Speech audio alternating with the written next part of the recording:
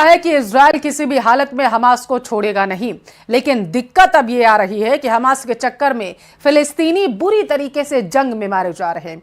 पिछले 24 घंटे में इजरायली सेना ने मध्य गाजा में इतने भीषण हमले किए हैं कि पूरा सेंट्रल गाजा कब्रिस्तान बन गया।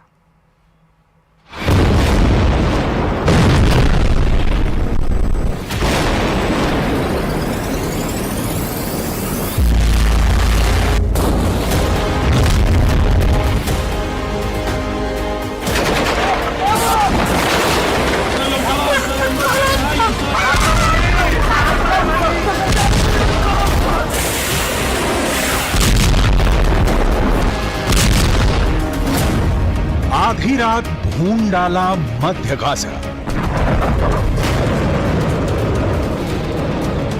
गाजा और रफा में इजरायली सेना इस वक्त वही कर रही है जिसकी धमकी प्रधानमंत्री नेतन्याहू ने दी थी।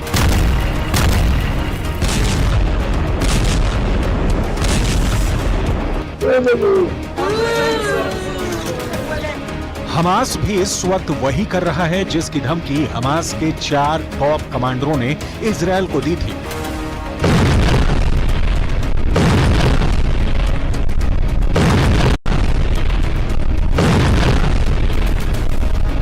पिछले 24 घंटे में गाजा में ऐसा युद्ध शुरू हो चुका है जिसकी उम्मीद ना तो ईरान ने की थी और ना ही कतर और मिस्र ने। इजरायली सेना फिलिस्तीनियों के खून की प्यासी हो चुकी है और हमास मरते दम तक इजरायल से जंग करने पर आमादा है। हम आपको अब ये दिखाने जा रहे हैं कि कैसे आधी रात से इजरायली सेना मध्य गाजा में खूनी हवाई हमले कर रही है, जिसमें दर्जनों फिलिस्तीनी मारे गए हैं।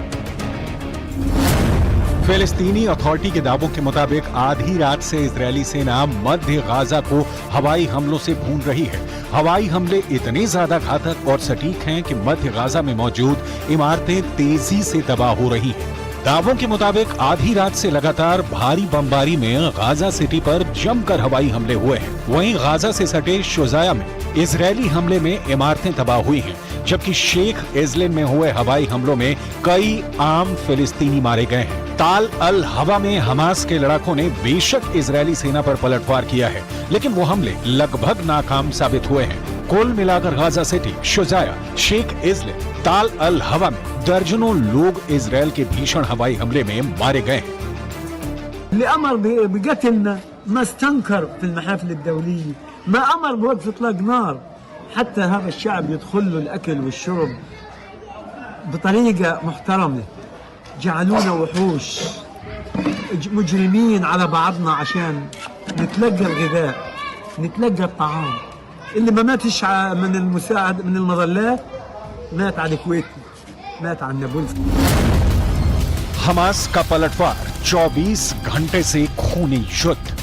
जनवरी के मध्य में प्रधानमंत्री बेंजामिन नेतन्याहू ने दावा किया कि इजरायल ने गाजा में हमास की 2/3 लड़ाकू रेजिमेंटों को तबाह कर दिया है, लेकिन उन्होंने मारे गए लड़ाकों का कोई आंकड़ा नहीं दिया। हालांकि युद्ध से पहले आईडीएफ के एक अनुमान में गाजा में हमास के लड़ाकों की संख्या करीब 30,000 बताई गई थी। टाइम्स ऑफ इजरायल ने 19 फरवरी 2024 को आईडीएफ के हवाले से खबर दी, हमास के 13,000 लड़ाके मारे गए थे। युद्ध शुरू होने के बाद आंकड़े बताते हैं कि गाजा पट्टी में मारे गए लोगों में कम से कम 70% महिलाएं और बच्चे हैं। पिछले 24 घंटे में मध्य गाजा में जिस तरह से इजरायली सेना ने भीषण हवाई हमले किए हैं, वो साबित करते हैं कि हमास को लेकर इजरायली सेना जरा भी रहम नहीं दिखा रही है। अंधाधुंध हवाई हमले गाजा से रफा और उससे सटे इलाकों में किए जा रहे हैं। इजरायली हवाई हमलों पर किए गए दावों के मुताबिक पिछले 24 घंटे में इजरायली हवाई हमले में 28 लोग मारे गए हैं, जबकि 51 से ज्यादा फिलिस्तीनी इजरायल के हमले में बुरी तरह से घायल हुए हैं। इजरायली वायुसेना गाजा सिटी में रिहायशी इमारतों पर अंधाधुंध हवाई हमले कर रही है। स्थानीय मीडिया के दावों के मुताबिक तबाह इमारतों में सैकड़ों फिलिस्तीनी बच्चे फंसे हुए हैं। इजरायल काफी समय से इस बात पर जोर दे रहा है कि वो मिस्र की सीमा से लगे शहर रफा पर बड़ा जमीनी हमला करेगा, क्योंकि हमास की आखिरी बटालियन यहीं पर छिपी हुई है। ऐसे में दावा किया जा रहा है कि 7 अक्टूबर 2023 के बाद से आईडीएफ के हमलों में कम से कम 34,596 फिलिस्तीनी मारे गए, जबकि 77,816 फिलिस्तीनी हमलों में घायल हो चुके हैं। ואני מברך על כך שממשל ביידן הבהיר שלשום שזו עדיין גם עמדתו. ואני מבקש להעביר דבר נוסף. ישראל היא לא זו שמונעת עסקה. חמאס מונע עסקה. דרישותיו הקיצוניות נועדו להביא להפסקת המלחמה והשארתו על כנו. זאת אומרת, להבטיח את הישרדותו, את שיקומו. आधी रात भून डाला मध्य गाजा। इधर इजरायली सेना हमास के टॉप कमांडर्स को मारना चाहती है, लेकिन दिक्कत यह है कि हमास चीफ वानिया कतर में छिपा बैठा है, जबकि सिनवार मिस्र से सटे रफा की सुरंगों में आबादी वाले इलाकों में छिपा बैठा है। इजरायल इसलिए बार बार कह रहा है कि रफा में हम ऑपरेशन शुरू कर चुके हैं। 4 जनवरी 2024 तक इजरायली सेना गाजा में 65,000 टन बमों से हमला कर चुकी है। इजरायल के भीषण खूनी हमले में 400 वर्ग किलोमीटर इलाके में 23 लाख फिलिस्तीनी फंसे हुए हैं। इजरायल दिसंबर 2023 तक गाजा पट्टी में 29,000 से ज्यादा बम बरसा चुका है, जिसमें गाजा पट्टी में मौजूद 70% से ज्यादा इमारतें पूरी तरह से तबाह हो चुकी हैं। कुछ दावों के मुताबिक हमास की 80% सुरंगें इजरायल की भयानक बमबारी में तबाह हो चुकी हैं, लेकिन रफा में मौजूद हमास की सुरंगों को तबाह करना इजरायल के लिए बहुत बड़ा सिरदर्द है, क्योंकि सुरंगें ठीक घनी आबादी के नीचे हैं। अगर यहाँ पर इजरायल 3,000 किलो के बम गिराता है तो यहाँ पर हजारों लोग मारे जाएंगे। אני אלחם בזה בכל כוחותיי. כפי שהחיילים שלנו מאוחדים להגן עלינו בשדה הקרב, אנחנו מאוחדים להגן עליהם בשדה המדיני. יחד נלחם, ובעזרת השם, יחד ננצח. पश्चिम की एक मीडिया रिपोर्ट के मुताबिक इजरायल अब तमाम दबावों के बावजूद हमला नहीं रोकेगा और ना ही हमास को बचने का जरा भी मौका देगा। अब देखना होगा कि हमास इजरायल से मुकाबला और कितने दिन तक कर पाता है। कहीं बारूद बरस रहा है तो कहीं आसमानी आफत। अरब के कई देशों में बेहिसाब बारिश के बाढ़ के हालात बना दिए गए। संयुक्त अरब अमीरात के 8 शहर सैलाब संकट से जूझ रहे हैं। दुबई जैसे शहर में बारिश का ऑरेंज अलर्ट जारी किया गया। 15 दिन पहले ही दुबई में जैसा सैलाब संकट आया, उससे भी भयानक बाढ़ आने की वार्निंग मौसम विभाग ने जारी की। आखिर अरब देशों में अंधाधुंध बादल ब्लास्ट जो हो रहा है वो क्यों हो रहा है, इस स्पेशल रिपोर्ट में समझिए।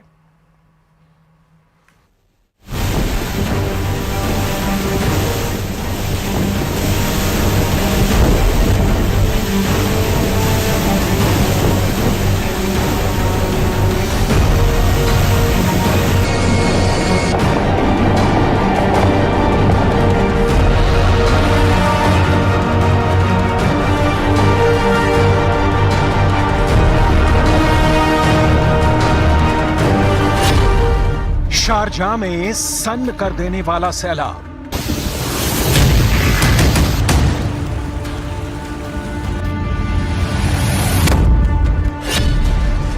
दहाड़ते दरिया में डूब रहा अबू धाबी।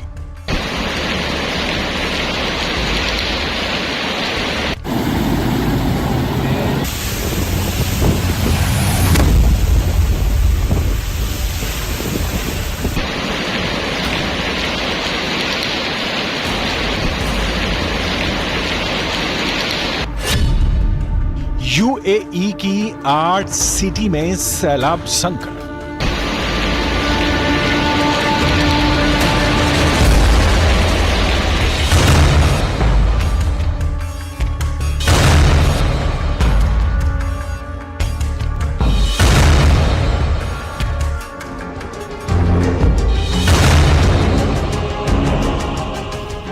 दुबई दरिया बनी है और उसी दरिया में दिन गुजार रहे हैं लोग।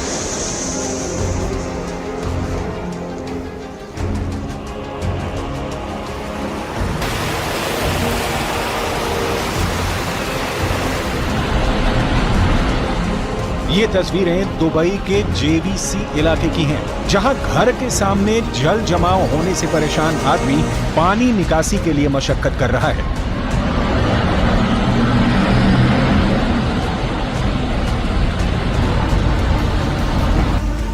दुबई के तमाम इलाकों का यही हाल है, लेकिन हालात इससे भी बदतर होने की भविष्यवाणी है, क्योंकि अरब के रेगिस्तान में जल प्रलय का अलार्म बज गया है। संयुक्त अरब अमीरात के 8 शहर पानी पानी हो गए हैं। दुबई समेत 8 सिटी में ऑरेंज अलर्ट है। लोगों को घरों से निकलने पर मनाही है, एयरपोर्ट ठप है। 15 दिन बाद फिर से तेज बारिश ने दुबई को गले तक बाढ़ के पानी में डुबो दिया है।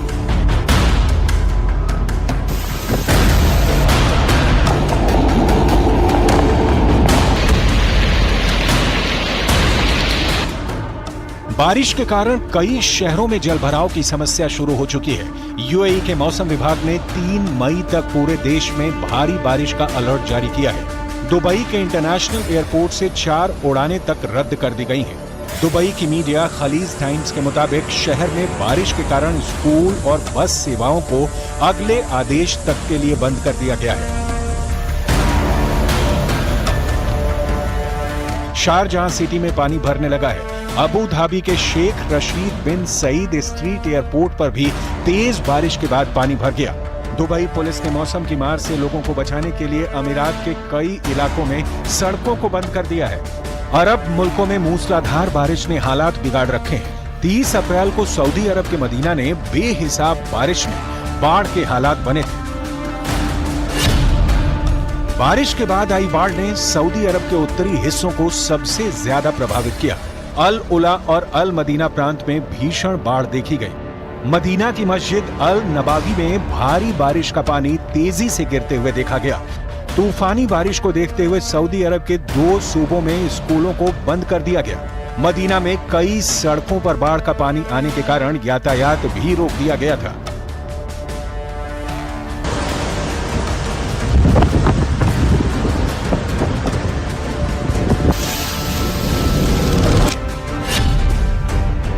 इससे पहले 15 अप्रैल को यूएई और ओमान में बारिश और बाढ़ ने कोहराम मचाया था। रिकॉर्ड तोड़ बारिश से तब दुबई इंटरनेशनल एयरपोर्ट दरिया बन गया था। दुबई के हाईवे बाढ़ और बारिश से लबालब थे। दुबई में बादल इस कदर बरसे कि बुर्ज खलीफा जैसी बुलंद इमारत भी पानी में घिर गई थी। 15 और 16 अप्रैल को दुबई में रिकॉर्ड तोड़ बारिश हुई थी।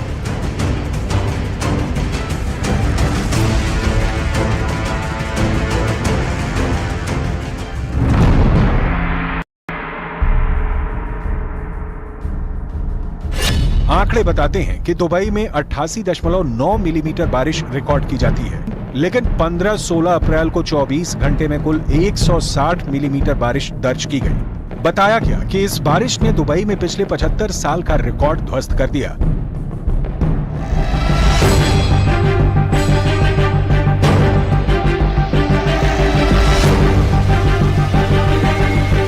तब यूएई के राष्ट्रीय मौसम विज्ञान केंद्र ने पुष्टि की थी कि ज्यादा से ज्यादा बारिश के लिए क्लाउड सीडिंग करवाई गई। भीषण गर्मी से निपटने के लिए और तापमान को कम रखने के लिए दुबई में कृत्रिम वर्षा का ये बहाना मौसम वैज्ञानिकों के गले नहीं उतर रहा है। पहले जानिए क्लाउड सीडिंग क्या है।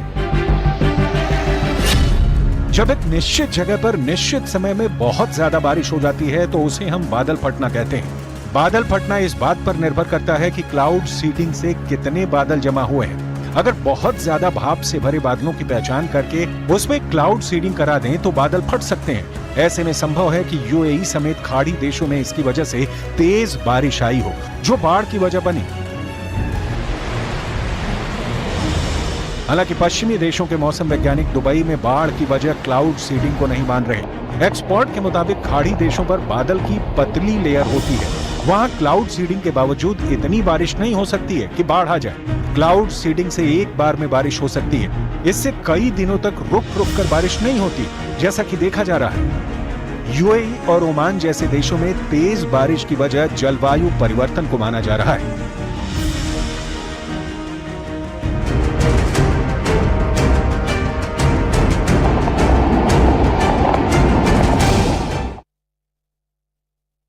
बड़ी खबर है, बताया जा रहा है कि झोपड़पट्टी में भीषण आग लग गई है, जिसकी वजह से कई झोपड़पट्टियां जो हैं वो जलकर खाक हो चुकी हैं। जानकारी ये मिल पाई है कि सिलेंडर में ब्लास्ट हुआ था और इसी वजह से आग लगी। हालांकि जैसे ही मामले की सूचना दमकल विभाग को मिली, वो मौके पर पहुंच गई है। तस्वीरें आपके टेलीविजन स्क्रीन पर आप देख सकते हैं कि किस तरीके का भीषण आग का तांडव जो है वो पटना में देखने को मिला है। दमकल की टीमें मौके पर मौजूद हैं। आग बुझाने की कोशिश लगातार की जा रही है। बताया जा रहा है कि बुद्धा कॉलोनी में ये आग है जो लगी हुई है। तो इस वक्त की बड़ी खबर आपके टेलीविजन स्क्रीन पर, जहां पर झोपड़पट्टियों में आग लग गई, जिसकी वजह से कई झोपड़पट्टियां जलकर खाक हो चुकी हैं। हालांकि इससे नुकसान कितना हुआ है इसकी जानकारी जैसे ही आएगी आप तक पहुंचाएंगे। फिलहाल की जानकारी ये कि सिलेंडर में ब्लास्ट हुआ था बताया जा रहा है और उसकी वजह से झोपड़पट्टियों में आग लग गई। दमकल की गाड़ियां मौके पर मौजूद हैं और आग बुझाने की कोशिश की जा रही है। जैसे ही झोपड़पट्टियों में आग लगी, आसपास के इलाकों में हड़कंप मच गया और बड़ी संख्या में लोग भी वहां पर एकत्रित हो चुके हैं। दमकल विभाग की टीम पुलिस के साथ मिलकर और स्थानीय लोगों की मदद से आग पर काबू पाने की कोशिश लगातार कर रही है। तो इस वक्त की बड़ी खबर है बिहार से पहुंचा रहे हैं, जहां पर बुद्धा कॉलोनी में झोपड़पट्टियों में भीषण आग लग गई।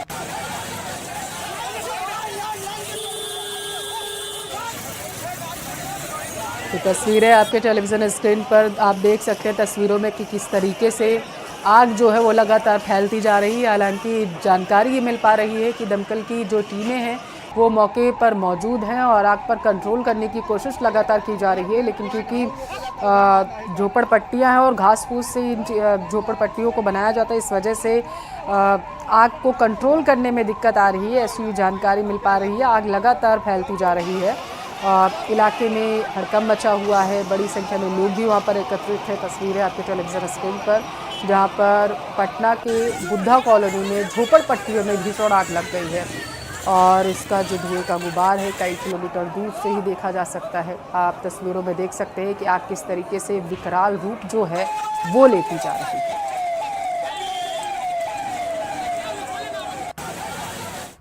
और